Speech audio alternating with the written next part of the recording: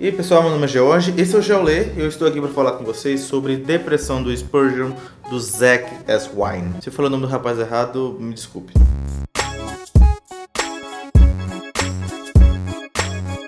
Pessoal, esse aqui é um livro sobre depressão, ok? E ele tem como base o caso de depressão do Charles Spurgeon. Podemos ver o início da depressão de Spurgeon em um episódio onde ele estava pregando lá no Tabernáculo Metropolitano com uma igreja enorme, muita gente mesmo. E alguém, um mané lá passando, foi fazer uma brincadeira, olha só o tipo de brincadeira, gritando lá na frente, incêndio, fogo, tal. E aí no que ele falou isso, as pessoas se desesperaram. Eu não sei porquê, mas de alguma forma elas acreditaram, deram ouvido ao que aquele rapaz gritava, e as pessoas foram saindo desesperadas do tabernáculo e acabaram umas amontoando em cima das outras e muita gente machucada, gente foi morta ali no meio daquela correria por causa de pisoteamento, e aquilo deixou o Spurgeon extremamente assustado, angustiado e muito aflito também. Isso acabou desencadeando em uma depressão e ele ficou até mesmo um tempo afastado, mas depois ele até voltou a pregar, mas com muita dificuldade, sempre por causa da dor deste episódio.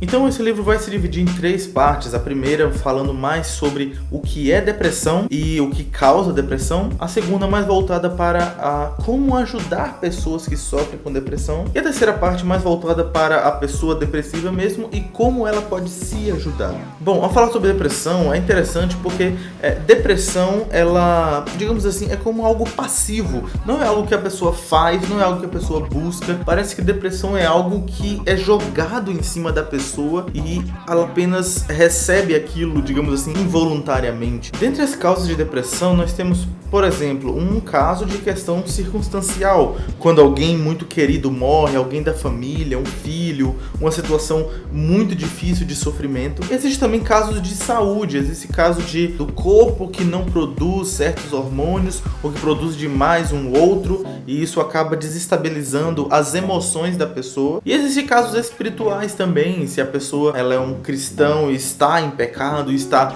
longe de Deus. Essas também são coisas que afetam o emocional da pessoa, né? Muitas vezes levando a certos casos depressivos. Olhando para essas causas, podemos pensar um pouquinho. Será que o crente pode ter depressão? É possível um cristão sofrer de depressão? Muita gente acredita que não, é impossível, porque o cristão, ele é salvo, o cristão tem Jesus, e quem tem Jesus no coração só tem alegria. Mas olhando para essas causas, sim, é possível um cristão sofrer de depressão, uma vez que o cristão é um ser humano que está sujeito a essas mesmas causas. Essas mesmas circunstâncias podem sim atingir um cristão. Porém, existe um grande diferencial, e aqui eu me lembro da Elisabeth Elliot. Uma frase conhecida dela é o seguinte: o fato de ser mulher não me torna um tipo diferente de cristão, mas o fato de eu ser cristã me faz um tipo diferente de mulher. Então, parafraseando a Elliot, podemos dizer que o fato de eu ter depressão não me faz um tipo diferente de cristão, mas o fato de eu ser cristão me faz ser um tipo diferente de pessoa que tem depressão. O cristão lida com a depressão de uma forma diferente. A fé faz toda a diferença em como o cristão vai lidar com essa situação. Na segunda parte, nós vemos sobre como ajudar uma pessoa que tem depressão, porque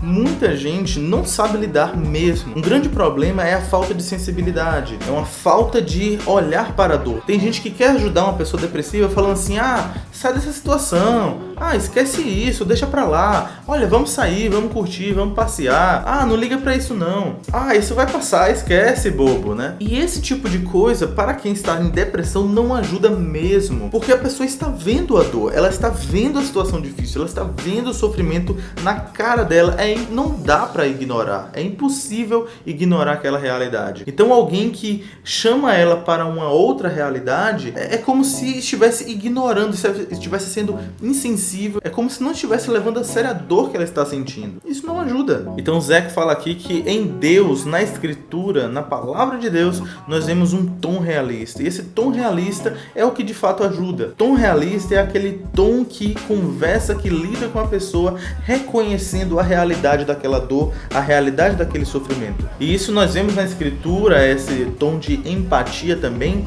porque Deus, ao lidar com o sofrimento dos homens, ele não ignora. Ao lidar com o sofrimento do seu povo, ele não diz que não há sofrimento algum ou tira-os totalmente do sofrimento, né? Nem sempre, às vezes tira mesmo. Mas existem muitas situações em que Deus lida com o seu povo estando junto com eles em meio ao sofrimento, cuidando deles enquanto eles sofrem, ou estando ao lado, os fortalecendo no sofrimento. Então é esse tipo de coisa que a pessoa de depressão precisa, alguém que tem essa empatia pela dor dela. Na Escritura nós vemos isso principalmente no exemplo do Senhor Jesus Cristo, em especial no Getsemane. A Bíblia diz claramente que Jesus foi um homem de aflições, um homem de muitas dores, e no Getsemane nós vemos isso em alto nível, em maneira mais profunda. Ali no caso do Getsemane, provavelmente temos ao menos um caso de depressão, porque tamanha angústia aquele homem sofria que não dá para explicar. Então falar sobre a vinda de Jesus é algo que ajuda aquele que tem depressão, e falar em especial sobre a primeira vinda,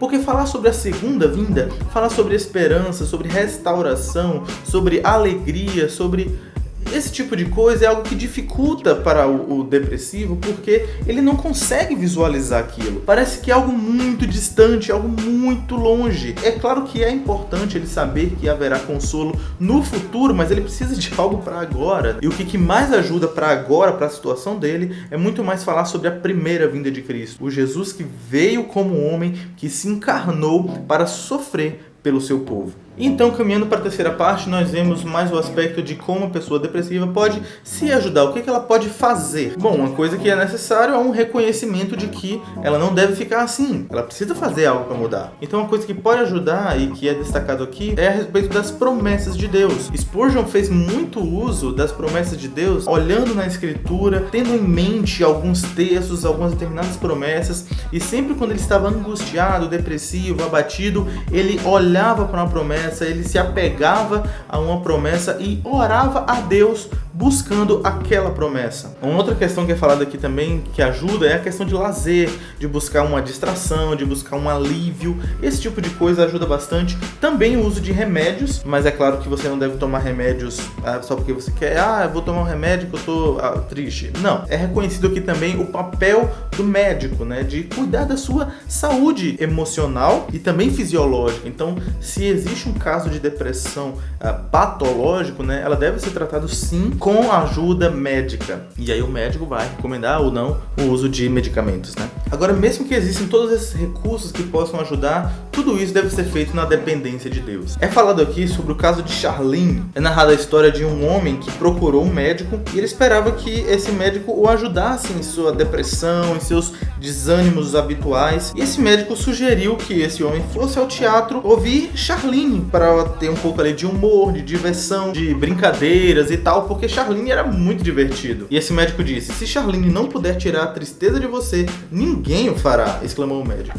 E aí aquele homem disse: ai de mim, Senhor, porque eu sou Charlene. Isso mostra que mesmo que tenhamos bons recursos para ajudar, eles não são absolutos, eles não são salvadores. Só mesmo Deus é. Quando a gente pensa em tudo isso, todos esses recursos, né, eu imagino que seja muito difícil lidar com depressão. Assim, eu já tive casos muito tristes, eu já tive casos muito abatidos, mas eu nunca cheguei a ter depressão, sabe? E estar em uma situação em que é tanta opressão na alma, é tanta dor, tem que buscar tanta coisa em termos de do que fazer, de lazer, de medicação, deve ser muito difícil e até muito cansativo. Alguém que está abatido emocionalmente geralmente não tem ânimo para fazer muitas coisas. Então é muito difícil mesmo lidar com isso. Então, considerando essa dificuldade, é comentado aqui um pouco sobre casos de suicídio. Muita gente busca suicídio não porque está querendo viver uma dor extrema, nada disso. Na verdade, é uma dor tão grande, é uma opressão tão terrível sobre a vida dela que ela busca alívio de alguma forma. De certa forma, muitas vezes não encontra, ou não tem paciência, ou não tem força para buscar aquelas coisas e acaba buscando o suicídio. O suicídio é um pecado, porque é um assassinato de uma vida. Não é um pecado imperdoável, uma vez que em Cristo é possível haver perdão para todos os pecados. Aqueles que estão verdadeiramente em Cristo estão salvos, mas é um pecado terrível. E, inclusive, é falado aqui que mesmo que as pessoas busquem o alívio, na verdade eles estão buscando uma autoexaltação e orgulho, porque elas não dependem de Deus, elas não estão buscando a Deus naquele momento ou confiando na graça de Deus e estão se achando soberanas sobre o seu próprio corpo para decidir o que ele deve fazer ou não, se ele deve tirar a vida ou permanecer com vida, coisas que só cabem a Deus. Então, ainda que seja muito difícil, é necessário uma busca de ajuda. É necessário uma busca de se cuidar também. E por fim, no último capítulo, nós vemos os benefícios da aflição. É estranho pensar nesse nome, né? Benefício de aflição, porque a aflição geralmente a gente só pensa em coisas ruins, mas os benefícios estão ligados a mais a questão da espiritualidade, porque muita gente pensa que as aflições são coisas que só ocorrem para aqueles que estão distantes de Deus, ou são coisas que nos distanciam de Deus, e nem sempre é assim. E aqui nós vemos que uma cosmovisão cristã nos ajuda a entender que muitas vezes as aflições nos aproximam de Deus. As aflições silenciam os barulhos deste mundo, os barulhos do entretenimento, os barulhos das distrações e nos faz voltar para a nossa necessidade, a nossa fragilidade. E se nós conhecemos a palavra de Deus diante da nossa fragilidade, diante de nossa dor, a gente sabe que a gente deve buscar a Ele. Então muitas vezes nossas aflições, elas vêm pela soberania de Deus, pela providência de Deus, elas vêm até nossa vida, muitas vezes para nos direcionar, para estarmos mais próximos dEle, para um relacionamento com Ele. As nossas aflições pertencem a Jesus. Então, fechando aqui, nós podemos entender de maneira mais clara aquilo que eu parafraseei da Elisabeth Elliot. O fato de eu ter depressão não me faz ser um tipo diferente de cristão, mas o fato de eu ser cristão me faz lidar diferente com a depressão. Esse é um livrinho muito bom, pessoal. É um livro pequeno, ele tem apenas 185 páginas. Esse é um livro que eu li para a disciplina de psicopatologias, para a gente entender um pouco sobre depressão e casos de depressão na vida de cristãos. Cada capítulo traz no finalzinho um trechinho de o que aprendemos, trazendo um resumo geral, né, de maneira um pouco mais prática, e também sempre trazendo trechos de pregação de Spurgeon, da experiência de Spurgeon. Algo legal é que Spurgeon sempre falava sobre seus casos de depressão, e isso ele dizia que ajudava muito a ele, para ele aliviar um pouco, desabafar, mas também para ajudar os outros, para que os outros saibam que existem pessoas que também compartilham das mesmas aflições. Porque quem está depressivo geralmente tende a isolar-se e não conhece de outras pessoas que passam pelas mesmas situações. Então é importante falar, expressar-se, né? Para que ajude os outros também. É uma publicação da Editora Fiel. Eu acho que eu não falei no início, né? É da Editora Fiel, ok? Eu gostei muito da textura, é um pouco emborrachado e essa capa é fenomenal, né? Falar sobre depressão e olhar para isso aqui, talvez se não tivesse o título eu perguntasse de que isso aqui fala, né? Eu não sei o que você ia falar. Mas é isso. Depressão de Spurgeon. Esperança realista em meio à angústia. Gostou desse livro? Link na descrição e também se inscreva no canal para acompanhar os vídeos que estão por vir. É isso aí, galera. Até mais. Tchau.